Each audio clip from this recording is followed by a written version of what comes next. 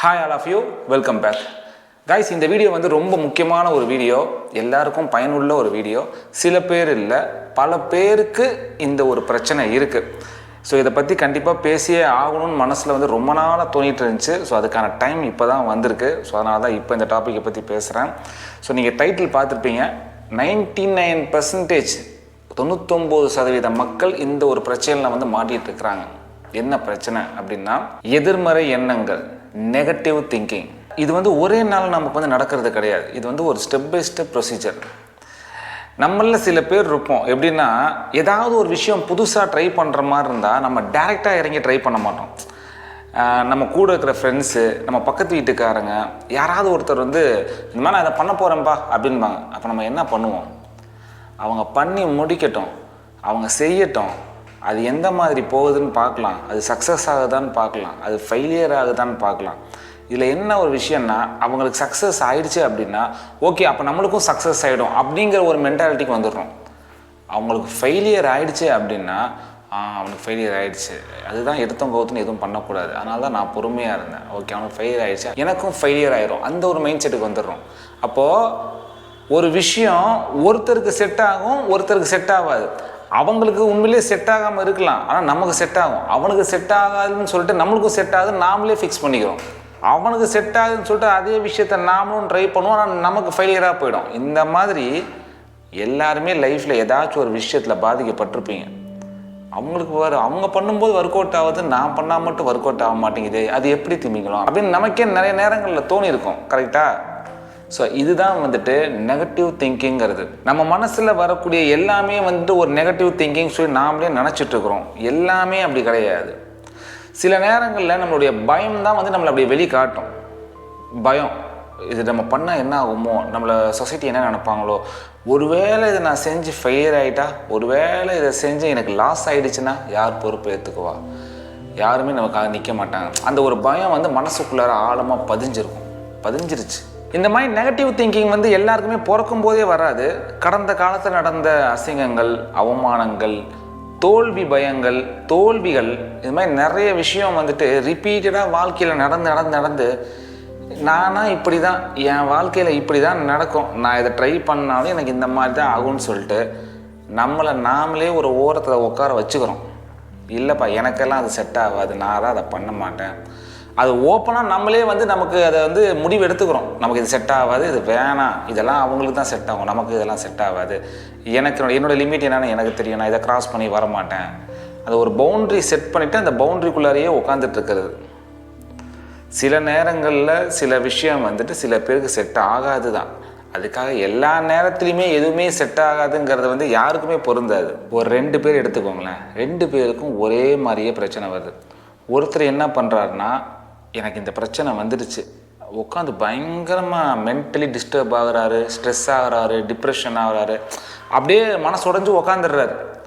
அதே பிரச்சனை தான் இன்னொருத்தருக்கும் வருது. இவர் என்ன பண்ணுறாருன்னா, இந்த பிரச்சனையை, இந்த ஒரு ப்ராப்ளத்தை வந்துட்டு தன்னுடைய வாழ்க்கையில் இந்த பிரச்சனையை சமாளித்தாதான் நான் நெக்ஸ்ட் லெவலுக்கு போக முடியும்னு சொல்லிட்டு அதை எப்படி ஓவர் கம் பண்ணுறதுன்னு சொல்லிட்டு மனசளவில் ஸ்ட்ராங்காக போகிறாரு. மனசளவில் தன்னை வந்து தானே வந்து ஊக்கப்படுத்திக்கிறார். நமக்கு யாருமே வந்து ஹெல்ப் பண்ண மாட்டாங்க, நம்மளை யாருமே வந்து பார்த்துக்க மாட்டாங்க, நாம தான் நம்மளை பார்த்துக்கணும்னு சொல்லிட்டு அதை ஒரு செல்ஃப் கான்ஃபிடென்ஸோடு அவர் வந்து நெக்ஸ்ட் லெவலுக்கு அதை கொண்டு போகிறாரு. இப்போ இந்த 2 பேரில் யார் பலசாலி அப்படின்னு பார்த்தீங்கன்னா, எல்லாருமே சொல்லுவாங்க இவர் தான் பலசாலி அப்படின்னு. ஏன்னா அவரால் வந்துட்டு அவருடைய பிரச்சனையை தாங்கக்கூடிய கெப்பாசிட்டி இருக்குது. இது வந்து பிறக்கும்போது எல்லாருக்கும் வர்றது கிடையாது. பிறக்கும்போது எல்லாருக்குமே இது வர்றது கிடையாது. நம்ம படிக்கிற ஸ்கூலில், படிக்கிற காலேஜில், வேலை செய்கிற இடத்துல, ஒவ்வொரு இடத்துலையும் ஒவ்வொரு விதமான சேலஞ்சஸை நம்ம ஃபேஸ் பண்ணுவோம். இந்த சேலஞ்சஸ் எல்லாமே ஒவ்வொருத்தருக்கும் ஒவ்வொரு மாதிரி நடக்கும். ஃபஸ்ட்டு நாம் கரெக்டாக இருக்கணும், நம்ம மேலே யாரும் எந்த தப்பும் சொல்லாத மாதிரி இருக்கணும், நாம் முதல்ல தப்பு பண்ணாமல் இருக்கணும். இதெல்லாம் வந்து முக்கியமான விஷயங்கள். இதெல்லாம் பண்ணிவிட்டு இதை தாண்டி உங்களுக்கு ஒரு பிரச்சனை வருது, அந்த பிரச்சனையை வந்து நம்ம சமாளிக்கணும் அப்படின்னு சொன்னால் மனசளவில் ஸ்ட்ராங்காக இருக்கணும். அந்த மனசளவில் ஸ்ட்ராங்காக இருக்கிறதுனா ஃபஸ்ட்டு ஏதாவது ஒரு பிரச்சனை நடந்தால் பயப்படக்கூடாது. ஒரு பிரச்சனை நடந்துருச்சா, ஒரு பிரச்சனை நம்மளை நோக்கி வருதா, அமைதியாக இருக்கணும். அந்த பிரச்சனையை எப்படி எதிர்கொள்கிறது, அந்த பிரச்சனையை எப்படி சமாளிக்கிறது, இந்த பிரச்சனையை தாண்டி எப்படி வெளியே வர்றது, இதை மட்டும்தான் மைண்டில் யோசிக்கணும். பிரச்சனை வந்துடுதுன்னு சொன்னோடனே பதட்டப்படக்கூடாது, டென்ஷன் ஆகக்கூடாது, நாம் டென்ஷனாக மற்றவனையும் டென்ஷன் படுத்திடக்கூடாது. பொறுமையாக உட்காந்து யோசிக்கணும். இதுலேருந்து எப்படி வெளியே வர்றது, என்ன பண்ணால் இதில் வெளியே வர முடியும், என்ன பண்ணால் நம்ம சேஃப்கார்டாக இதுலேருந்து வெளியே வர முடியும், இதை மட்டும்தான் யோசிக்கணும். இது எப்போ யோசிக்கக்கூடிய மனப்பக்குவம் வருமா, அதுக்கான ட்ரைனிங் நம்ம எடுத்துக்கணும். டக்குன்னுலாம் நடக்கிற விஷயம் கிடையாது இது. நீங்கள் இது ஒரு பிரச்சனை வரப்போ நான் உட்காந்து நான் யோசிக்கணும் அப்படிலாம் கிடையாது. இதுக்கு ஒரு ட்ரைனிங் தேவைப்படுது. எப்படி எல்லா விஷயத்துக்கும் ஒரு ட்ரைனிங் தேவைப்படுதோ அதே மாதிரி இதுக்கும் ஒரு ட்ரைனிங் தேவைப்படும். ஸோ அந்த ட்ரைனிங் என்னங்கிறத அடுத்தடுத்து நான் சொல்லுவேன், ஃபுல்லாக கவனிங்க. இதுக்கெல்லாம் ஒரு மிகப்பெரிய காரணம் என்னன்னு பார்த்தீங்கன்னா சோஷியல் மீடியா தான். இந்த சோஷியல் மீடியாவில் நிறைய பேர் இந்த ஃபேமிலி விளாக்ஸு, கப்புள் விளாக்ஸ் இதெல்லாம் பண்ணுறாங்க இல்லையா. அப்போது அவங்க வந்து ஒரு சில விஷயங்கள் வந்து அவங்க வீட்டில் நடக்கிறத வந்து காட்டுறாங்க. நாங்கள் வந்து இவ்வளோ ஹாப்பியாக இருக்கோம், நாங்கள் வந்து இவ்வளோ இதாக இருக்கோம், எங்கள் குழந்தைங்களோட நாங்கள் ஜாலியாக இருக்கோம், நாங்கள் இது மாதிரி அவுட்டிங் போகிறோம், ட்ரிப் போகிறோம், நாங்கள் வந்து இது மாதிரி அப்ராட் போகிறோம் அப்படின்னு சொல்லி. இதை பார்க்கும்போது என்ன ஆகுதுன்னா பார்க்கக்கூடிய ஆடியன்ஸுக்கு அவங்களாம் நல்லா தான் இருக்காங்க, என் வாழ்க்கை மட்டும் இப்படி இருக்குது, அவங்களாம் ஜாலியாக ஊர் சுற்றுறாங்க, அவங்க ஹஸ்பண்ட் ஒய்ஃப் எப்படி இருக்காங்க பாருங்கள், நான் மட்டும் ஏன் இப்படி இருக்கிறேன், என் லைஃப் மட்டும் ஏன் இப்படி ஆச்சு, நீங்கள் ஏன் என்னை வந்து அந்த மாதிரி பார்த்துக்க மாட்டேறீங்க. ஆக்சுவலாக ஒரு சோஷியல் மீடியாவில் ஒரு வீடியோ வந்து அப்லோட் பண்ணுறாங்க அப்படின்னா என்ன பண்ணால் அந்த வீடியோ வந்துட்டு ஆடியன்ஸ்கிட்ட நல்ல ஒரு இம்பேக்டை ஏற்படுத்துமோ அதுக்கேற்ற மாதிரி எடுக்கக்கூடிய வீடியோஸ் தான் அது எல்லாமே. ஸோ அதை வந்து நம்ம உண்மைன்னு நம்பிட்டு நம்மளுடைய ரியல் லைஃபோட கம்பேர் பண்ணால் நம்மளுடைய ஒரு பெரிய முட்டாள் யாருமே கிடையாது. ஏன்னா இருக்கலாம், ஒருவேளை உண்மையிலேயே அந்த யூடியூபருக்கு வந்து அவங்க லைஃப்பில் இந்த மாதிரி நடந்து இருக்கலாம். பட் ஆனால் நீங்கள் வாழ்க்கையில் பார்க்கக்கூடிய ஒரு பெஸ்ட்டான பார்ட் மட்டும்தான், அவங்க வாழ்க்கையில் நடக்கிற ஒரு பெஸ்ட்டான ஒரு பார்ட், பெஸ்ட்டான ஒரு மூமெண்ட்டை மட்டும் அவங்க வீடியோ எடுத்து போடுவாங்க. அவங்க வாழ்க்கையில் நிறைய இருண்ட பக்கங்கள் இருக்கும், நிறைய பிரச்சனைகள், டென்ஷனு, அடுத்து என்னடா பண்ண போகிறோங்கிற மாதிரியான ஒரு பதப்பதப்பு அவங்களுக்கும் இருக்கும். ஏன்னா அவங்களும் ஒரு ஹியூமன்ஸ் தான், அவங்களும் ஒன்றும் வேட்டு கிரகவாசிகள்லாம் கிடையாது, எல்லாருமே ஹியூமன்ஸ் தான்.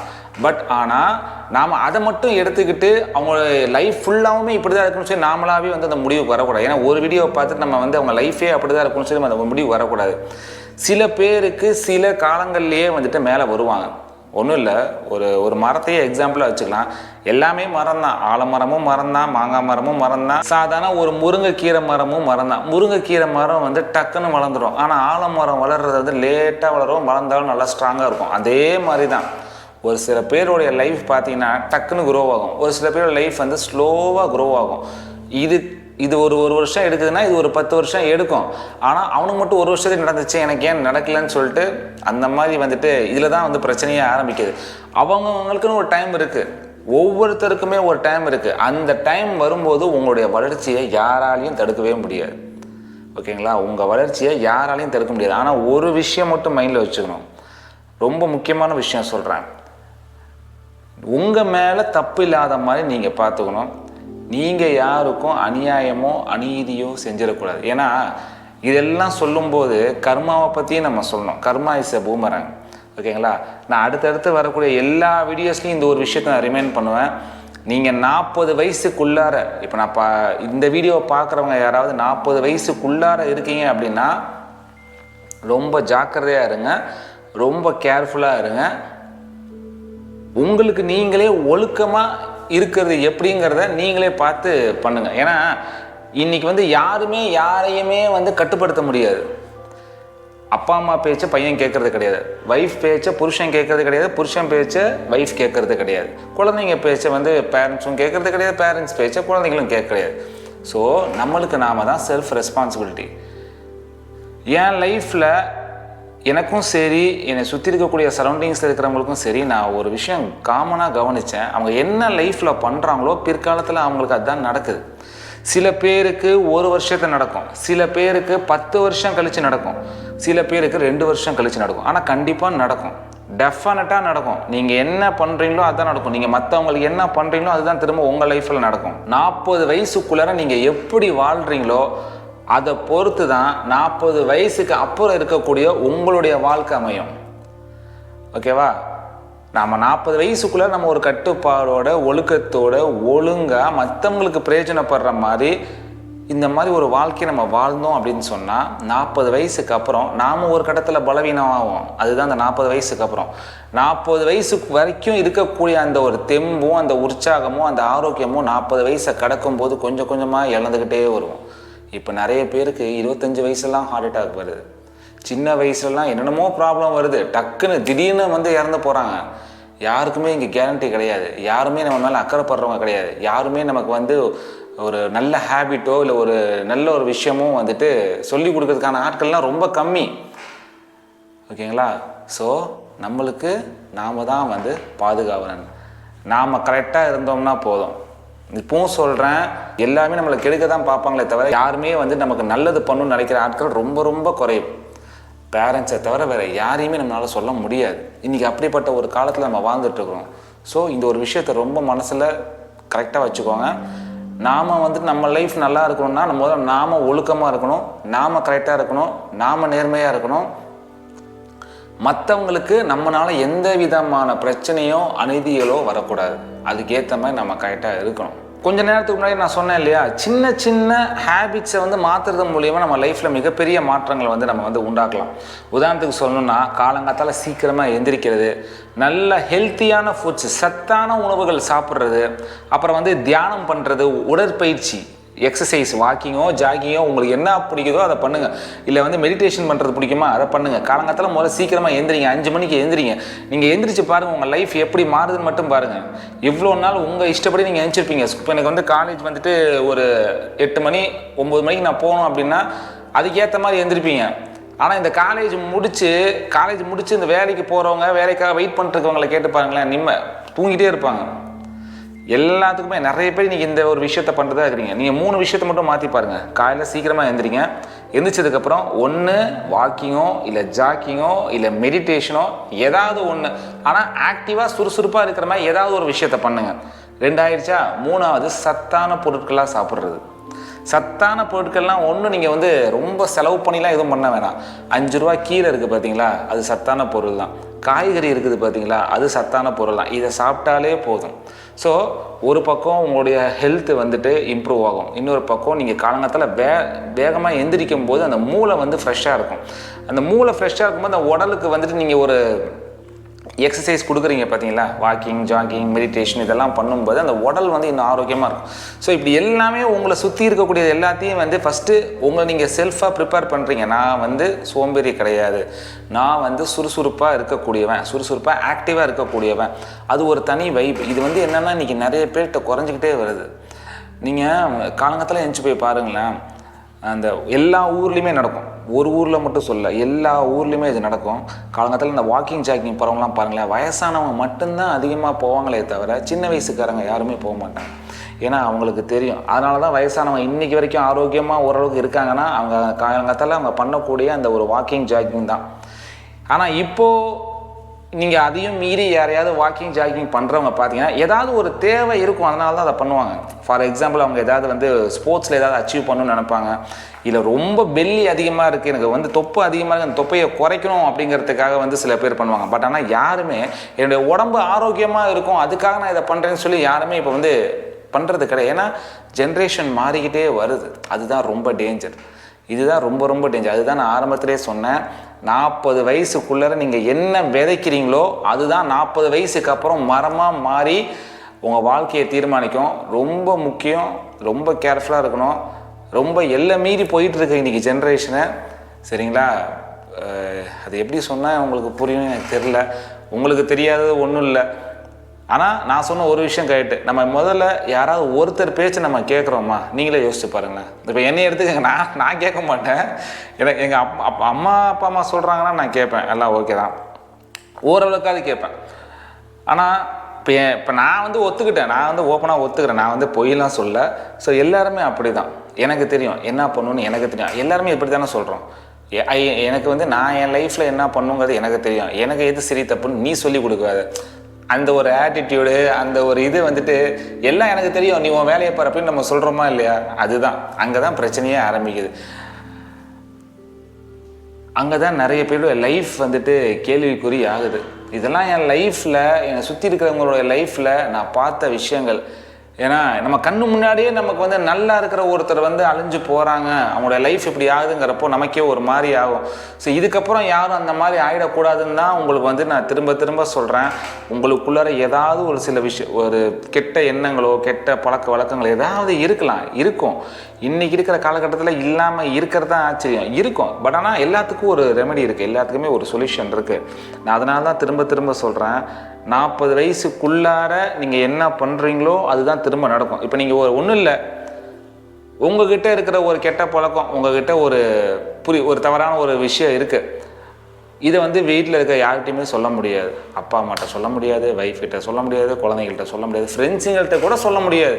அந்த மாதிரி ஒரு பழக்கம் உங்ககிட்ட இருக்குதுன்னு வச்சுக்கோங்களேன். 40 வயசுக்கு அப்புறம் உங்களுக்கு கல்யாணம் ஆகி குழந்தைலாம் பிறந்துடும். ஃப்யூச்சரில் உங்கள் குழந்தை அதே விஷயத்தை பண்ணுது, அதை நீங்கள் பார்க்குறீங்க. அப்போ உங்களுக்கு எப்படி இருக்கும்? உங்கள் குழந்தை பண்ணுது அப்படின்னா இப்போ உங்களுக்கு ஒரு 50 வயசு 60 வயசுன்னு வச்சுக்கோங்களேன். 40 வயசு தாண்டினதுக்கப்புறம் தான் நடக்கும்னு நான் சொன்னேன். ஏன்னா அது வந்து கர்மான்னு சொன்னேன் இல்லையா? இப்போ உங்களுக்கு 60 வயசு ஆகும்போது உங்கள் குழந்தைக்கு ஒரு 20 வயசு 18 வயசு ஆகுதுன்னு வச்சுக்கோங்க. ஒரு எக்ஸாம்பிள் சொல்கிறேன். நீங்கள் அதை லைவாக பார்க்குறீங்க. அப்போ உங்கள் மனசில் உங்கள் குழந்தை தப்பு பண்ணுதுன்னு அதை வந்து திருத்தணும், அடிக்கணும்னு தோன்றதுக்கு முன்னாடி ஒரு விஷயம் கண்டிப்பாக தோணும். என்ன தெரியுமா தோணும்? இதே வேலையை தானே நாமளும் பண்ணோம், இதே வேலையை தானே நாமளும் அன்றைக்கி பண்ணோம், நான் அன்றைக்கி பண்ணதுனால தானே இன்றைக்கி என் குழந்தை இதை பண்ணுது. அப்போ இதுதான் கர்மாவா? கர்ம வினைன்னு சொல்கிறாங்க இல்லையா? நம்முடைய பாட்டனார் நம்முடைய முன்னோர்கள் பண்ணது சாபம் வந்து நம்மளை தொடருதுன்னு சொல்லுவாங்க பார்த்தீங்களா? அதெல்லாம் சும்மா கிடையாது, எல்லாம் உண்மைதான். அதனால தான் சொல்கிறேன், இனி அடுத்து வரக்கூடிய ஜென்ரேஷனாவது பாதுகாப்பாக இருக்கட்டும். யாருமே வந்துட்டு இந்த மாதிரியான ஒழுக்கக்கேடான விஷயங்கள் பக்கம் வந்து போகாமல் நம்ம இருக்கிறது ரொம்ப நல்லது. அதனால தான் வந்துட்டு இந்த ஒரு டாபிக் எடுத்து நான் பேசுகிறேன். சில பேரை நீங்கள் சூஸ் பண்ணுங்கள். இப்போ யாருக்காவது கன்ஃபியூஷனாக இருக்குது, நான் வந்து யாரை பெஸ்ட் ஃப்ரெண்டாக சூஸ் பண்ணலாம், யார்கிட்ட வந்து நம்ம லைஃப்பை வந்துட்டு நம்மளுடைய சீக்ரெட்டான விஷயங்கள்லாம் ஷேர் பண்ணலாம், ஒருத்தரை வந்து நம்ம யாரை வந்து நம்ம க்ளோஸ் ஃப்ரெண்டாக ஆக்கிக்கலாம் அப்படின்னா, நீங்கள் வந்து இதுக்கு வந்து எடுத்தோன்னே உங்களுடைய பர்சனல் விஷயங்கள் எல்லாத்தையும் வந்து யார்கிட்டையுமே சொல்லாதீங்க. Take some time. ஃபஸ்ட்டு ஒரு நாள் வந்துட்டு அவுட்டிங் போங்க, கொஞ்சம் பேசுங்க, பழகுங்க. நான் சொல்கிற அவுட்டிங் வந்து ஆப்போசிட் ஜெண்டர் கிடையாது. பையனுக்கும் தான் சொல்கிறேன், பொண்ணுக்கும் தான் சொல்கிறேன், ஃப்ரெண்ட்ஸ் தான் சொல்கிறேன். இந்த girl friend, bestie, boy friend இதெல்லாம் நான் சொல்ல கிடையாது. ஒரு நல்ல நண்பன், ஒரு நல்ல நண்பி, பையனுக்கு பையனோ பொண்ணுக்கு பொண்ணோ, இதை வந்து நீங்கள் சூஸ் பண்ணணும் அப்படின்னா எப்படின்னு சொல்கிறேன். நீங்கள் அவங்க கூட இருக்கும்போது, அவங்க கூட பேசும்போது, அவங்க கூட பழகும்போது, அவங்க கூட வெளியே இருக்கும்போது, அவங்க கூட வெளியே உட்காந்து சாப்பிடும்போது, ட்ராவல் பண்ணும்போது, இப்படி எல்லா நேரங்கள்லையும் ஒருத்தர் கூட நம்ம இருக்கும்போது நமக்கு நம்மளுடைய மனசில் நல்ல எண்ண ஓட்டங்கள் வருதா இல்லை கெட்ட விதமான எண்ண ஓட்டங்கள் வருதான்னு பாருங்கள். நல்ல எண்ண ஓட்டங்களும் கெட்ட எண்ண ஓட்டங்களும் எப்படி வரும்னா, நம்ம கூட வராங்க இல்லையா, அவங்க என்ன பண்ணுறாங்கன்னு பார்த்தாலே தெரிஞ்சிடும். இப்போ உதாரணத்துக்கு சொல்கிறேன், அவங்க யாராவது ஒருத்தர் கேர்ள் ஃப்ரெண்ட்டை ஏதாவது பேசுகிறாங்கன்னு வச்சுக்கோங்களேன். ஒரு உதாரணத்துக்கு சொல்கிறேன், 2 பசங்க இருக்காங்க, பக்கத்து இருக்கிற பையன் வந்து ஒரு கேர்ள் ஃப்ரெண்ட்டை பேசிகிட்டு இருக்காங்க. ஃபோன் பேசி வச்சு முடித்த உடனே இன்னொரு பொண்ணுகிட்ட மறுபடியும் பேசுகிறான். அதை கூட இருக்கிற பையன் பார்க்குறான். இப்போ அவன் மனசில் என்ன ஓடும்? ஒரு பொண்ணை லவ் பண்ணுறான், லவ் பண்ணி பேசி முடித்ததுக்கப்புறம் திரும்ப இன்னொரு பொண்ணுகிட்ட பேசுகிறானே, இப்போ இது என்ன? அதை வந்து ஒரு நார்மலைஸ் பண்ணுறது. இந்த காலத்தில் இதெல்லாம் சகஜம்தான். யார் என்ன கேட்க போகிற, என்ன தெரியவா போகுது? திடீர்னு நீ விட்டு போயிட்டானா அப்போ நான் என்ன பண்ணுறது? அப்போ நீ பண்ணுறதுக்கு பேர் லவ்வா இல்லை என்னது? அப்போ அந்த கூட இருக்கிற பையனுக்கு மைண்டில் என்ன ஓடும்? இது தப்பு கிடையாது போல், இது நார்மலைஸ் தான் போல். இதோ அந்த தப்பு கூட தப்புன்னு எடுத்துக்காமல் அது ஒரு நார்மலைஸ் பண்ணுறாங்க பார்த்தீங்களா? சார் இந்த மாதிரியான, ஏன்னா இந்த காலத்து ஆளுங்களுக்கு இப்படி சொன்னால் தான் புரியும். இதுதான் இன்றைக்கி நடந்துகிட்டு இருக்குது. ஸோ அதனால தான் வந்துட்டு உங்களுக்கு நான் வந்து தெளிவாக புரியணுங்கிறதுக்காக சொல்கிறேன். இது பசங்களுக்கு மட்டும் இல்லை, பொண்ணுங்களுக்கும் இதே விஷயம் பொருந்தும். ஸோ ஒரு வார்த்தை சொன்னாலுமே உங்களுக்கு புரிகிற மாதிரி சொல்லிட்டேன். ஒரு கெட்ட நண்பன், ஒரு கெட்ட குணம் இருக்கிற ஒருத்தருக்கு என்ன ஒரு அடையாளங்கிறத சிம்பிளாக சொல்லிட்டேன்.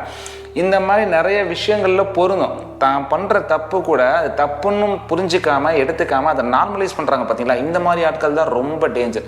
இந்த மாதிரி ஆட்கள்கிட்ட இருந்து தான் நம்ம ரொம்ப ஒதுங்கி இருக்கணும். ஏன்னா இவங்க கூட இருந்தீங்கன்னா அந்த பழக்கங்கள் உங்ககிட்ட வந்து ஒட்டிக்கும். ஸோ ரொம்ப கேர்ஃபுல்லாக இருக்கணும். புரியுதுங்களா? ஸோ எனக்கு தெரிஞ்ச சில விஷயங்கள் உங்கள்கிட்ட நான் சொல்லிட்டேன், சில விஷயங்கள் உங்கள்கிட்ட நான் ஷேர் பண்ணிக்கிறேன். இதெல்லாம் மைண்டில் வச்சுக்கோங்க. இந்த நெகட்டிவ் திங்கிங் வராமல் இதை கொஞ்சம் தூக்கி ஓரமாக வைங்க. ஓகேங்களா? நெகட்டிவ் திங்கிங்கிறது இது வந்து எல்லாருக்குமே பிறக்கும் போதே வரக்கூடிய ஒரு நார்மலாக வரக்கூடிய ஒரு பிஹேவியரோ கேரக்டரோ கிடையாது. இது நார்மலாக ஏற்படுத்திக்கிறது தான். நம்ம லைஃப்பில் கடந்த காலத்தில் நடந்த அசிங்கங்கள், அவமானங்கள், தோல்வி பயங்கள், மற்றவங்க பார்த்து அதை நம்ம பண்ணி அவங்களுக்கு சக்ஸஸ் ஆகி நமக்கு ஃபெயில் ஆனே அதை வந்து போய் மனசில் போய் ஆழமாக உட்காந்துக்கும். இதெல்லாம் ஒன்றும் கிடையாது, சும்மா ஒரு சின்ன விஷயந்தான். நாம் கரெக்டாக இருக்கணும், நாம் ஒழுக்கமாக இருக்கணும், நாம் யாருக்கும் அநீதம் பண்ணாமல் இருக்கணும்.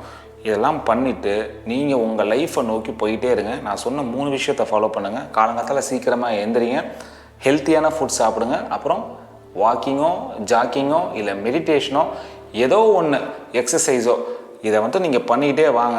உங்கள் லைஃபு எப்படி சேஞ்ச் ஆகுதுன்னு மட்டும் பாருங்கள். ஓகேங்களா? இது வரைக்கும் எப்படி போச்சுங்கிறது தெரியாது. இப்போ இந்த வீடியோ நீங்கள் பார்த்ததுக்கப்புறம் யாராவது ஒருத்தர், எத்தனையோ பேர் பார்க்குறீங்க, ஒரு 10,000 பேருக்கு மேலேயாவது இந்த வீடியோ பார்ப்பீங்க, யாராவது ஒருத்தர் நீங்கள் ட்ரை பண்ணி இல்லை சக்சீட் ஆனால் கூட போதும், கண்டிப்பாக அது நடக்கும். ஓகேங்களா? இன்னொரு விஷயமும் சேர்த்து சொல்லிக்கிறேன், ஃபைனலாக ஒரு விஷயம் சொல்லிக்கிறேன். நம்ம மேலே அக்கறைப்படுறதுக்கு யாருமே கிடையாது, நாம தான் நம்ம மேலே அக்கறைப்படணும். அப்பா அம்மா இருக்கிற வரைக்கும் தான் அப்பா அம்மா வந்து நமக்கு சப்போர்ட் பண்ணுவாங்க, அக்கறைப்படுவாங்க. அப்பா அம்மா இல்லைன்னா அது இன்னும் ரொம்ப கஷ்டமாக போயிடும். ஸோ வருமுன் காப்போம். நான் சொல்கிற மாதிரி 40 வயசுக்குள்ளார இருக்கிறவங்க யாராவது இந்த வீடியோவை பார்த்துட்டு இருந்தீங்கன்னா உங்களை மாற்றிக்கோங்க, அதுதான் ரொம்ப நல்லது. 40 வயசுக்கு மேலே இருக்கிறவங்க யாராவது இந்த வீடியோவை பார்த்துட்டு இருந்தீங்கன்னா நீங்கள் யோசிச்சு பாருங்கள், நீங்கள் 40 வயசுக்குள்ளார நீங்கள் பண்ண விஷயங்கள் ஏதாவது உங்கள் லைஃப்பில் உங்களை திருப்பி அடிச்சிருக்கா? நீங்கள் மற்றவங்களுக்கு பண்ணது உங்களுக்கே திரும்ப நடந்திருக்கா இல்லையாங்கிறத மறக்காமல் கமெண்ட்டில் சொல்லுங்கள். ஏன்னா நீங்கள் கமெண்ட் பண்ணுறது மூலிமா 40 வயசுக்குள்ளார இருக்கிறவங்க யாராவது இந்த வீடியோவை பார்த்தாங்கன்னா அவங்களுக்கு பிரயோஜனமாக இருக்கும்.